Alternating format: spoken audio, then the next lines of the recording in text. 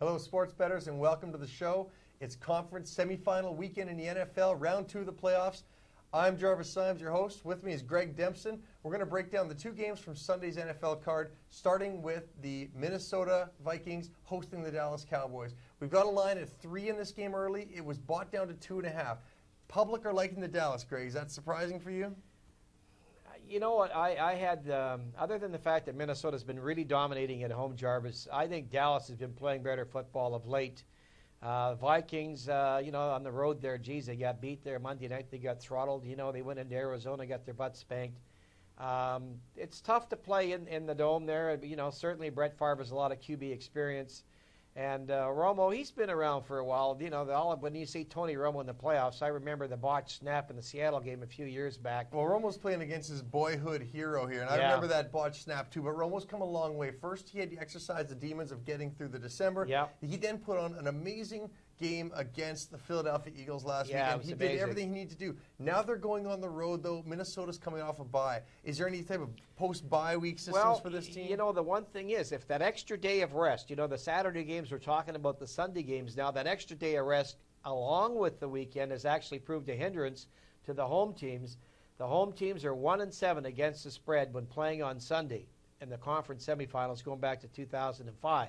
So that would suggest playing against Minnesota and San Diego. We'll get to the Chargers in a minute. I looked at playoff history from 1990, Jarvis, when we had the seeding 1 against 6 and so on and so forth, when they went to the 8-game format in the wild card round. Right. Playoff road dogs of less than 5 points, which is the only one that fits this scenario here this weekend with Dallas.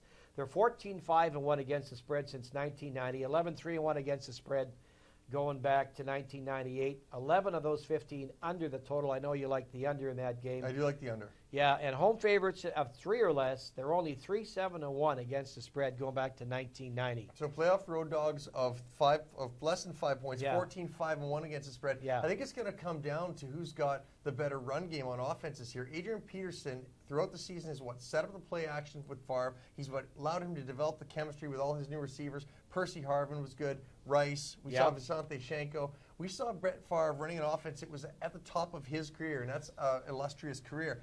Yes. We know that Tony Romo looked good with his offense last week too, but the running game is hobbled right now. Marion Barber's injured, and you're going against a team that has no problem stopping the run against any opponent this year. You've also got Darren Sharper, the free safety for the Vikings.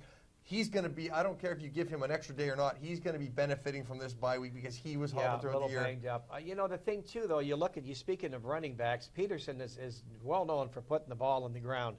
In a big game like this, if he turns the ball over, I think, that's something you don't want to do against the Cowboys. They've really been playing good on offense and on defense. I had this line actually at Pick'em myself. So, the way I see there's line value. You're getting a couple of extra points. Yeah, there's line value there, and obviously I have an opinion on the road team. Plus 2.5 at plus money. So if you're buying that up to plus 3, you're probably laying, you shop around, but you're probably laying about $1.20 in this spot. Okay, well, I got the under 47 early in the week when it first came out. It's down to 45.5 right now. I still like the under. Let's look at the evening game. We've got the New York Jets, who surprised a lot of people by even making it this far. But then again, going into Cincinnati is not like going on the road to San Diego. The San Diego Chargers are rolling here. They have won 10 straight. They're coming off a bye week. They've got an excellent offense. And they've got a defense that has gotten the job done, let's say. What do you got for us on this game? Well, San Diego, yards per point.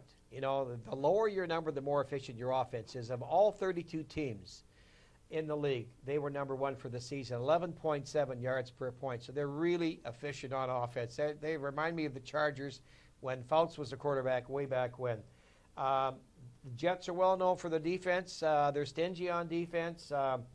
17.1 yards per point. So, that's the lower the number in offense is good, the higher the number on defense. They had one of the number 1 overall defenses in the NFL this year. Yeah, but you know what? Like, you're looking at yards per point on defense for the Chargers is 16.3, which is pretty good because in a lot of those games, they gave up garbage yards because they were far ahead.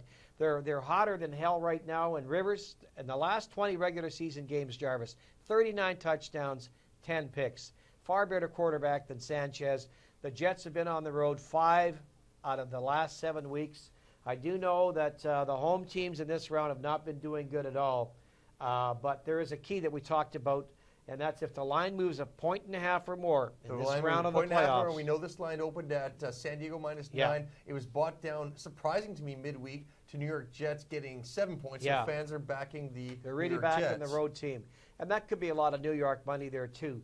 You know, -7 now. If the line moves 1.5, if you fade that public line move, in other words, if you back the home team, you're 15-5 going back a number of years, but more recent form, it's 7-0 against the spread. 7-0 against the 7-0. spread. Live system here on the Yeah. line movement, playing on San Diego. You've got an offense coming in here that is going against Darrell Rivas. He was one of the top corners in the league, if not the best this year. But let's not forget about Legadou Nene, Malcolm Floyd, and what about Antonio Gates? He's one of the top tight ends in the very league. good. Vincent Jackson Rivas will have Vincent Jackson, but you know what? There's so many weapons with San Diego's offense. I have a hard time seeing the Jets keeping up to this on the road against a team that's just a far better. I think that the end is near here. What I did is I gave out a teaser in this game, a 2-team 6-point teaser. Okay. I took the Chargers -1 to over 36. You know, key number, of course, in over-unders is 37, so we're below that number.